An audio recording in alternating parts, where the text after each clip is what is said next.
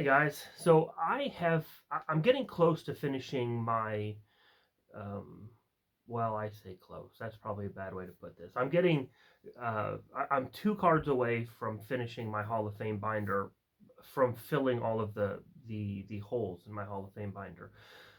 I'm not going to go into a lot of detail about that.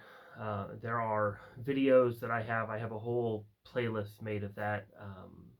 Of my Hall of Fame binder and all of that, what it is, and I'm very excited about that. But I only have two cards left to get, and they're big cards. And so, for me, as I'm sure for many of you, there's always the question of what's next. And I didn't want to wait until I had picked up those cards to figure out what was next. I've been kind of thinking about this for a while now, and I've been watching YouTube videos, and there's lots of things that I want to do, but I wanted a project to work on. Like I like projects. I like having some kind of a goal. There's not an end in sight for this one, really, but kind of what am I gonna target? What am I gonna be aiming at?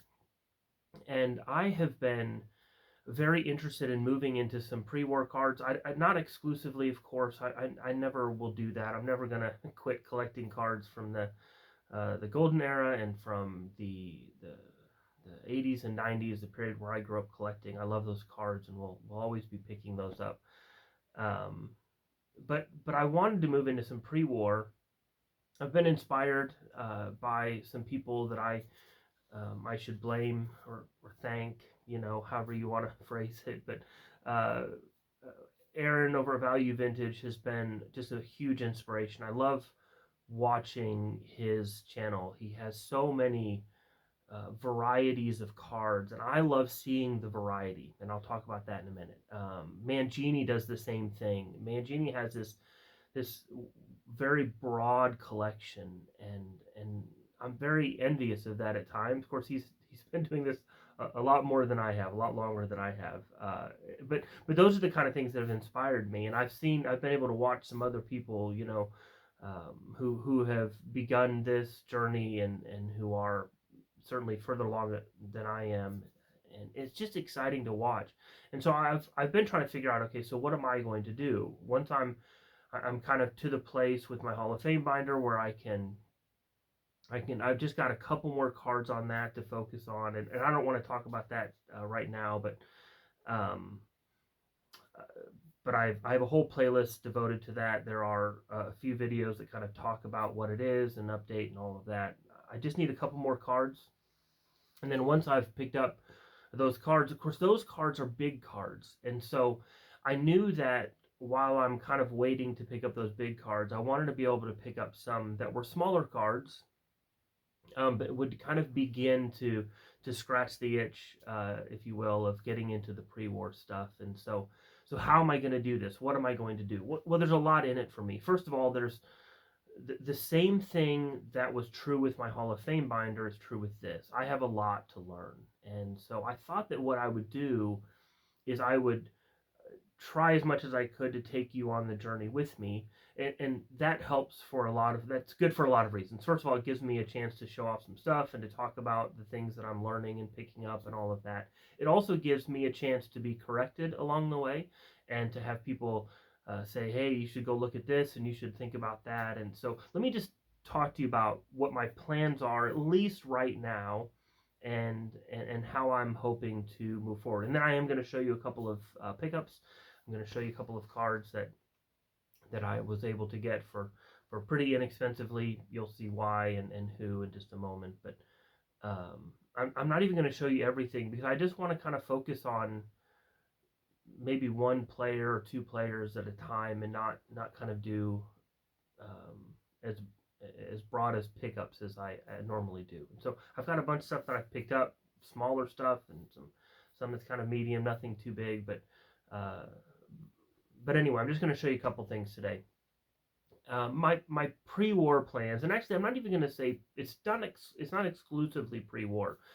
I'm going to actually probably the better way to phrase it would be pre-tops, um, because I want to have my collection representative of other cards, other players, other products. And so I say that specifically because there are players that I'm going to be looking at who didn't who have Topps cards, but maybe not many, and so they have more cards pre 1952, or 1951, or whichever you prefer.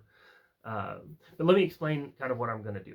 I'm a Pirates fan. If you've watched much of my stuff, you know that I live in the Pittsburgh area. I live just north of Pittsburgh a little bit, and love the Pirates. I've loved learning, kind of digging into the history of the Pittsburgh Pirates. And so as I move into pre-war, kind of what I'm going to be doing initially is just going to look at Pirates who are in the Hall of Fame. I'm not planning on sticking with those two categories. I'm not planning on that being kind of the place that I'm in forever or anything like that, but at least initially. Because I want to learn about the players. I want to learn about the cards. And the beauty of being a Pirates fan, like a lot of the other historic teams, is I can go back to the late 1800s and find Pittsburgh Pirates who are in the Hall of Fame. And pretty much every national set, from what I've seen so far anyway, has a Pittsburgh Pirate who's in the Hall of Fame. You can go back into the early times and get some Max Carey, you can get Fred Clark, you can get the Wayner brothers, you can get Ark Yvonne and Pie Trainer, and all of these. There's lots of these, and then one of the things I'm going to have to figure out is what about players who didn't exclusively or even mostly play for the Pirates. I was looking at a Heine Manouche, and Heine Manouche played for the Pirates for 1 or 2 seasons and has a couple cards for the Pirates. Well, there's a Hall of Famer who played for the Pirates, and so maybe I'll pick up a Heine Manouche from later on in his career when he's got the Pirates on him. And anyway, so I'm planning on doing that, and then as I go back, I'll maybe branch out and do some other things. But what this allows me to do is if I'm content, and this will be difficult, but if I'm content picking up cards that don't cost a lot of money, I can begin this kind of journey into pre-war without like stopping the saving for the 2 cards that I need for my Hall of Fame binder. Right now, I need Jackie Robinson. I need a Jackie Robinson, and I need a 53 Satchel Paige. Those are bigger cards for me. I think for most of us, those are bigger cards, and so I don't want to rush those. I don't want to get just kind of terrible looking cards of those. I suppose I could and save a bunch of money, but also I don't want to wait for those and just kind of stop picking up cards. And so what am I going to do? And so focusing on Pirates who are in the Hall of Fame gives me the opportunity to kind of narrow my searches, and as I begin to look at these different sets. And so I mean I've begun to, some people do spreadsheets. I still write. I still collect like an old man. I write on notebooks, and I've kind of written, okay, so here through history, here's this player who played this many years, and so then I'm going into like trading card database and things like that, and just looking at, okay, so what sets are they in, and which ones do I like and not like, and which ones are, I really like those, but my goodness, those are expensive, so that might be a card down the road, but that's not a card very soon. And I've employed some help a little bit along the way. I mentioned Aaron over at Value Vintage. I made some comment to him about a few weeks ago about Hannes Wagner, and like, I've kind of written off being able to afford one of his cards, and he said, well, let me show you some things. And so he did a video where he showed off some Wagners that were from kind of different eras, including like later on when he was managing and stuff. And I was like, well, maybe that's a way I can get into him without, without, I don't know, selling one of my children or something. I probably shouldn't talk about that, but I wouldn't actually sell my children. But if you need one for a weekend, you let me know. I can rent them out on a temporary basis. But anyway, I wanted to show just a couple cards that I've picked up, and talk to you about kind of what I'm planning on doing. And I would love input. If you have some, say, hey, you should go look at this set, or you should look at that player. And as I'm kind of heading back into the pre-war and beginning to look at some of these cards, I'm excited to begin with some of the more inexpensive sets. There are some of the more expensive ones, like the Gaudis and so forth, that are just fantastic cards that I would like to get sometime in the future. But Anyway, I'm never going to finish this video if I don't quit rambling and show you some cards. So let me do that. I'm going to show you some cards that I picked up of two people today. Most of the time I'll probably just focus on one, but I'm focusing on two for today, and I think you'll see why in just a moment. So let me get some things situated, and we'll get back to you. All right, so who I want to talk to you about today are the Wayner brothers, Paul and Lloyd Wayner. I showed this card. This is not a pre-war card, in case you're wondering. This is a Donruss card from 1983, Hall of Fame Heroes. There's quite a few cool-looking cards in this set. This is a Dick Perez photo, if you're interested in that. But this is the Wayner brothers, Paul and Lloyd, who are the only brothers who are in the Hall of Fame. They are the leading home run hitters in the Hall of Fame as well for a set of brothers, and that includes the three DiMaggios. They have more home runs between the two of them than any set of brothers in Major League Baseball history. So that's pretty cool. Paul was definitely the better of the two.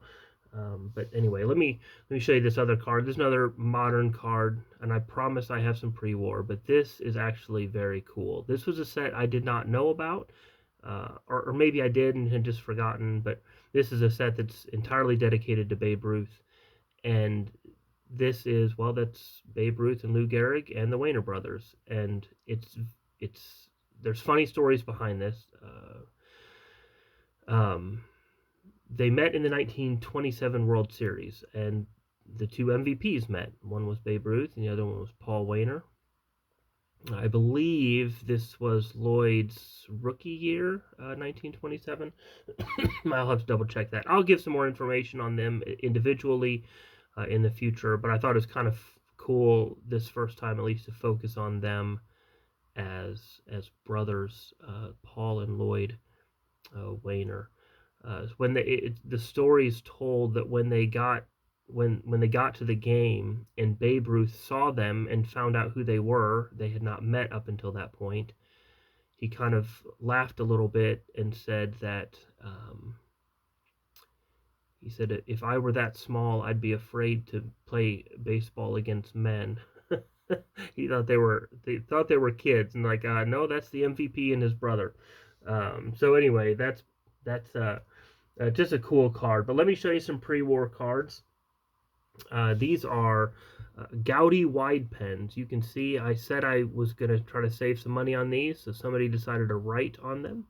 But these are 1930, it says 39, but these are 36, I believe, Gaudy wide pens.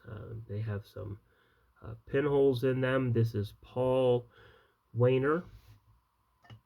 And then, funny enough, if they're not sitting side by side, you might think I had the same card here, but this is Lloyd Wayner. They looked a lot alike.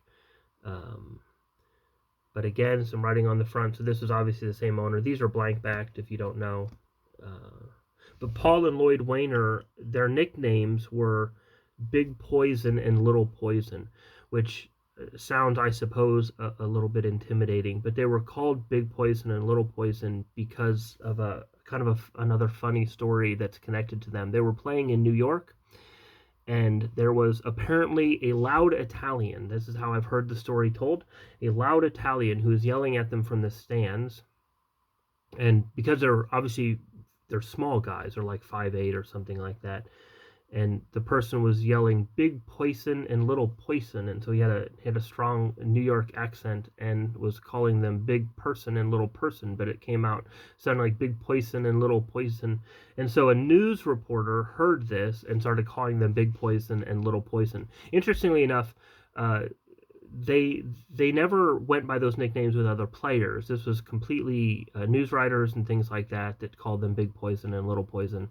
So just kind of a funny way to, I suppose, get your nickname. They made friends with the guy. They just enjoyed that camaraderie, and so I guess they signed a baseball for him and gave it to him. And whenever they would go back to New York, they enjoyed just kind of that interaction with him. Enjoyed seeing him again. And anyway, so this is Big Poison and Little Poison, Paul Wayner and Lloyd Wayner. I will talk about them individually more Maybe another time when hopefully somewhere down the road, I'll be picking up some more of their cards. They do have some other cards and items that are the two of them together, which hopefully I'll pick up some of those as well. Excuse me. But anyway, this is my my beginning, the beginning of my step down into pre-war. Actually, it's not the beginning of my step. I showed a Fred Clark card that I picked up a couple weeks ago. Actually, I have it here. Maybe I should show it real quick. I wasn't going to do this, but it's right here, and I can't pass up a chance. Let me see. I may have to remove these. Otherwise, it won't focus. People, if your cameras won't focus, that's because it's seeing faces, unfortunately. This is from 1911. This is a Fred Clark. I'm trying to do Aaron proud. Aaron does such a good job. That's Value Vintage Aaron at showing the details of the card, really letting you focus in. This is a Mecha double folder of Fred Clark and Bill Brine, or Byrne, I think is how you pronounce that. Byrne, not Brine, Byrne. But anyway, this is a pretty cool card.